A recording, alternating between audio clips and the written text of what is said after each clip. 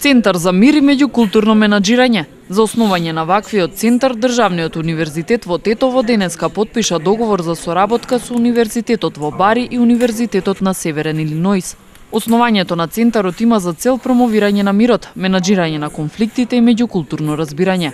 Центарот за мир и меѓукултурно менаџирање ќе обезбеди неутрална академска платформа во која ќе се базира унапредувањето на разновидност на дискусиите со цел да се постигне мир преку моделот на образованието.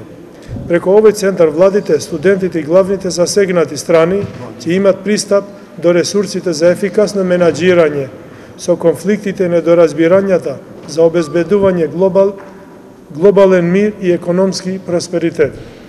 Нашите универзитети, потписници на овој договор, ветуваат и преземат конкретни обврски за реализација на конкретни истражувања на теми поврзани со мирот и меѓукултурното менаџирање, да воспостават една база на информации за критичните регионални прашања, да развиват и одржат работилници, симпозиуми и годишни конференции во кои ќе се одржат академски предавања во согласност со нашата заедничка мисија. Договорот за соработка исто така предвидува во рамките на својата програма да одржува една академска конференција секоја година. Ректорите на Универзитетот во Бари и Универзитетот на Северен Илиноис ја потенцираа важноста на основањето на ваквиот центар. Голема привилегија е да се соработува со престижни универзитети од Балканот и Европа. Чест ми е што ќе бидеме дел од еден ваков важен договор како еден од водечките универзитети во Соединетите Американски држави. Многу сме горди што сме едни од основачите на овој важен центар.